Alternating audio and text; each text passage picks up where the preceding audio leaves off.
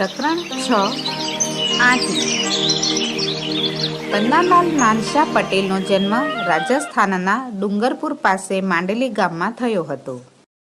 તેમણે પ્રાથમિક શિક્ષણ મેઘરજ અને ઈડરમાં લીધું. અંગ્રેજી 4 ચોપડી એટલે કે અત્યારના 8મા ધોરણ સુધી અભ્યાસ કર્યો હતો. સાહિત્ય સર્જન માટે પરંપરાગત માર્ગે પલોટાયા વિના કેવળ હૈયા ઉકલતથી લખતા પન્નાલાલ પટેલ ગુજરાતી સાહિત્યની વિરલ ઘટના છે.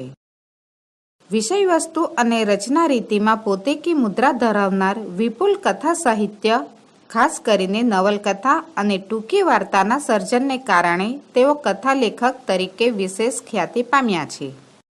વડામણા, મળેલા જીવ, માનવીની ભવાઈ, ભાંગ્યાના ભેરું, ગમ્મર વલોણું ભાગ 1-2, પાછલે બારણે, મનખા ઉતારે, કંકુ વગેરે નવલકથાઓ, સુખદુઃખના સાથી, પાનેતરના રંગ, વાત્રકને કાંઠે, મનના મોરલા, જમાઈરાજ, વૈતરણીને કાંઠે, ઢોલિયા સાગસીસમના વગેરે નાટ્ય સંગ્રહો ઉપરાંત બાળ સાહિત્ય અને જિંદગી સંજીવનીના 7 ભાગ આત્મકથાના પુસ્તકો છે.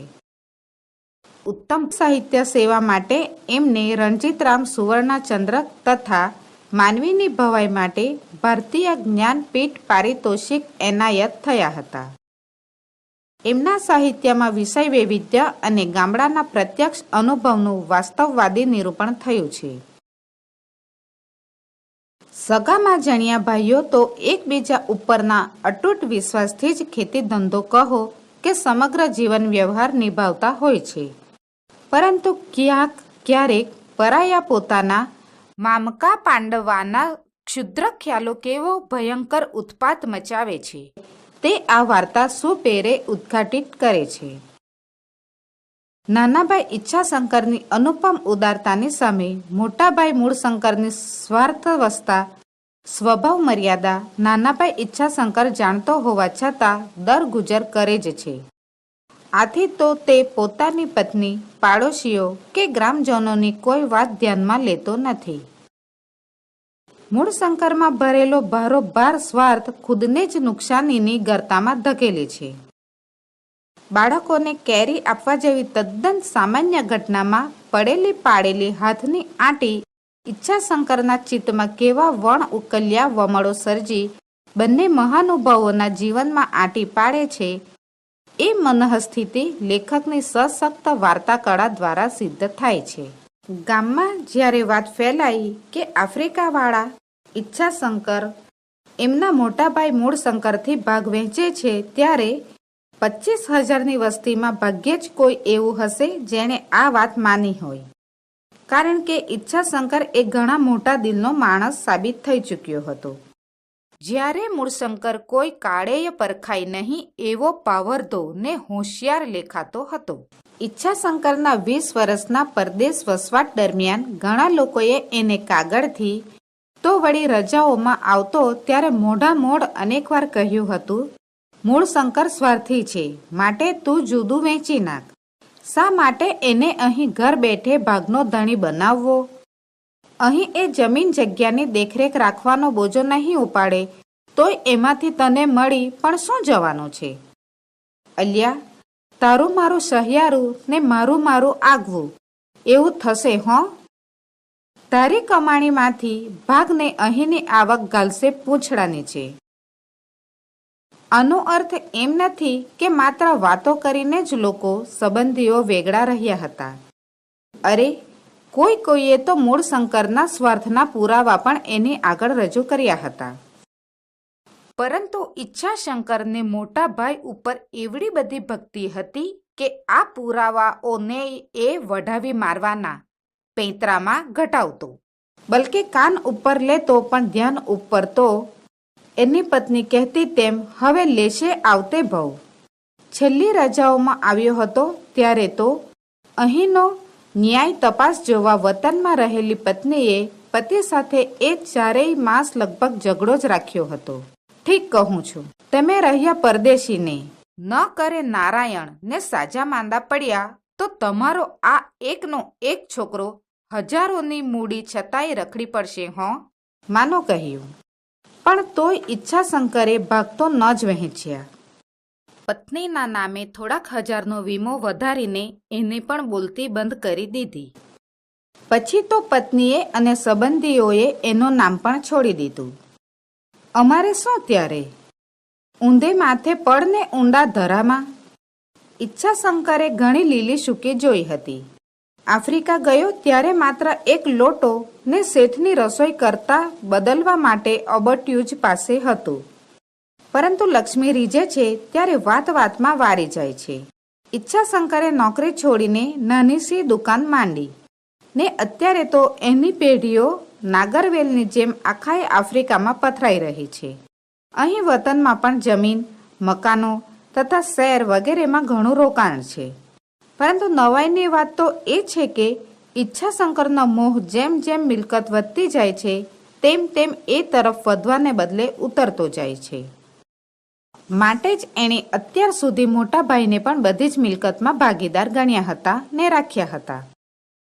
એ સારી પેઠે જાણતો હતો કે માણસનો જીવ લાલચુ, લોભી ને સ્વાર્થી હોય છે.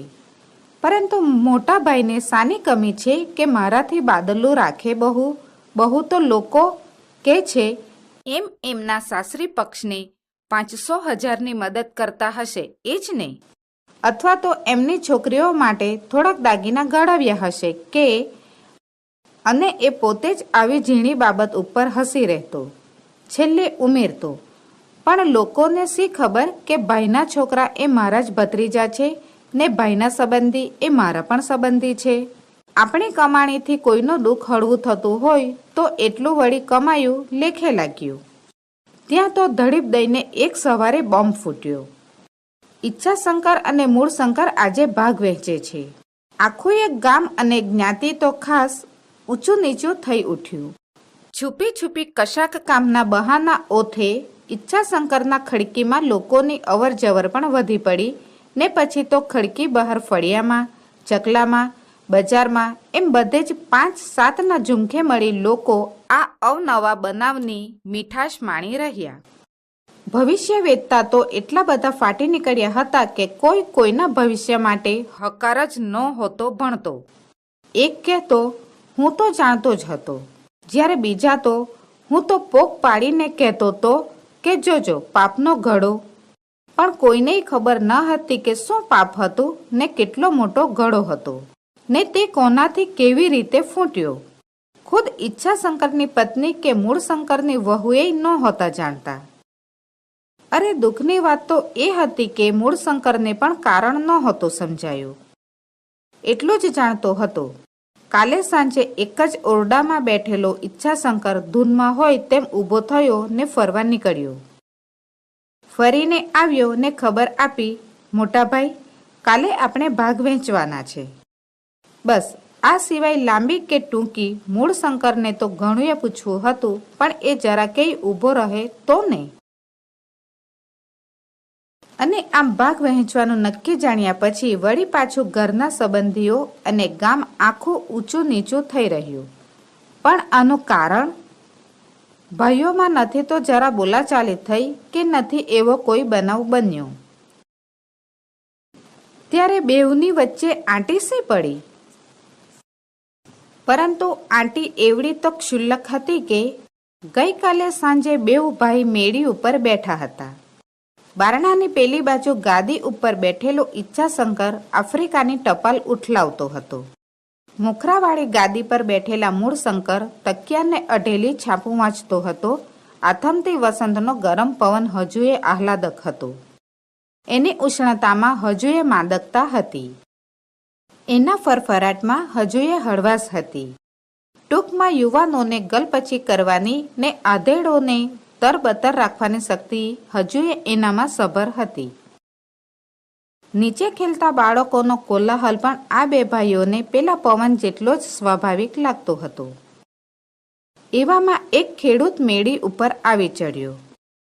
મોટાભાઈ, મૂળશંકરને ખેતરોની આડી તેડી વાત કરતા ફળેલા આંબાની ને કેરીઓની વાત નીકળી. આ સાથે જ પેલા ખેડૂતે દેવને પાયે ધરતો હોય તેમ એક નવા ફળેલા આંબાને 2 શાખ ધરી. લો આ આપણા નારિયેળીની પેલ પ્રથમ શાખો. અલબત્ત ખેડૂતને મન તો આ મહિમા જ હતો, કારણ કે હજુ આ તરફ કેરીઓનો ફાલ ઉતરવા નહોતો માંડ્યો. ઉપરાંત આ તો પહેલી જ વાર ફળેલા આંબાની શાખો હતી. એને મન તો ઘેર સીમંત આવ્યો હોય એટલો જ અત્યારે આનંદ હતો. પણ મૂળશંકરના મનથી તો આવું કંઈ જ ન હતું. ખેડૂતના ભરેલા મોંના શબ્દોએ કે પેલી કેસર વર્ણની મા દીકરી જેવી નાની મોટી 2 શાખાએ એનું લક્ષ્ય ખાસ કંઈ ન ખેંચ્યું. કારણમાં કાં તો 15 દિવસથી શરૂ થયેલી રસ રોટલીને લીધે કેરીની નવાઈ નહીં હોય, યા તો અમને તો રોપ્યો ત્યારની જ ખબર હતી કે ફળવાનો છે, આવું કંઈ હોય. એણે તો અક્કેકી કેરીને એકેકા હાથમાં રમાડતા ખેતર વિશેની વાતો ચાલુ જ રાખી. વચ્ચે એક હાંક મારી, અલ્યા બચો, રમેશ, 2 જણ ઉપર આવો. વાતો તો ચાલુ જ હતી. ત્યાં તો જોઈ તો પેલો કોણ જાય છે કરી અંદર બહારના 2 દાદર ધણ ધણાવતા 10-10 વર્ષના બચ્ચો રમેશ હણહણતા વછેરાની જેમ 2 બાજુએથી આવી પહોંચ્યા. હું પેલો આવ્યો. વાતોમાં પડેલા મૂળશંકર લો કરતાકને 2 હાથ લંબાવવા ગયો. બલકે છાતી પરથી તો રવાના થઈ ચૂક્યા હતા, પરંતુ એ તો એના લેખે ભૂલાવ્યો કે પછી લાલચો મને દગો દીધો કે પણ મોટી કેરી તરફ ભત્રીજાને જોતા જ હાથને આંટી પાડી દીધી, પડી ગઈ. છોકરાઓએ કેરીઓ ઝડપતા વળી હોડ બકી ને વળી પેલા દાદર ધણધણી ઉઠ્યા. એક ધારા ફરફરી રહેલા પવનમાં જરાક અમસ્થી ઘૂમરી પડી ન પડી ને અસલની જેમ વળી વહી રહ્યો. મૂળશંકરની જીભ પણ ક્ષણભર થોથરાઈને વળી પાછી એક તાર બની રહી. પરંતુ પેલી બાજુ ઈચ્છાશંકરની નજર તો જાણે હજુએ પેલા છોકરાઓને કેરીઓ લેતા જોઈ રહી હોય તેમ હવામાં અદ્ધર લટકી રહી હતી. મોં કડા ઉપરથી લાગતું હતું કે એનું વિચાર તંત્ર જ આખું ખોટકાઈ પડ્યું છે. મૂળમાં હૃદય જ જાણે દિંગ થઈ થંભી ન ગયું હોય. જો કે મૂળશંકરનું તો એ તરફ પડખું હતું, પરંતુ એ પડખાને જાણે આંખો હોય ને તાકી રહેલા ભાઈની ચાડી ખાતી હોય તેમ એણે એ તરફ ડોક ફેરવી. આ સાથે જ ઈચ્છાશંકરને ભાન આવ્યું ને નજર વાળી લીધી. શરીરમાં ચેતન આવ્યું ને કાગળિયા સમેટતા ઊભો થયો. ખેતી વિશેની કંઈક ગૂંચ કહેવા જતા મોટાભાઈને પણ એણે જતા જ ટૂંકો ને ટચ એવો જવાબ આપ્યો, એ બધું તમે જાણો. પછી તો મૂળશંકર પણ કંઈક બેચેન બન્યો ને ખેડૂતના ગયા પછી એ અંતરના ઊંડાણમાં કંઈક કાળ જેવું પણ અનુભવવા લાગ્યું. ત્યાં તો મોડી સાંજે પાછા ફરતા ઈચ્છાશંકરે ઉંબર બહારથી જ બોમ્બ ફેંક્યો, મોટાભાઈ, કાલે આપણે ભાગ વહેંચવાના છે. મૂળશંકર તો અવાક બની ગયો. ભાન આવતા કારણ પૂછવાની ઈચ્છા જાગી. પૂછું તો ખરો કે નથી તો બોલચાલ થઈ કે નથી એવી કંઈ આંટી પડી. પરંતુ જેમ અનાયાસે જ પેલા ડાબા જમણા હાથની આંટી પડી ગઈ હતી એ જ રીતે જીભ પણ આ આંટી આગળ જ થંભી ગઈ. ભાઈ પાસે તો જવાબેય હતો, જ્યારે પોતાની પાસે એ પોતે જ બબડી રહ્યો. કયું મોઢું લઈને હું પૂછવા જાઉં? જાણે એણે પોતે પોતાની જાતને આજ પહેલી જ વારે પૂરેપૂરી જ પારખી હોય.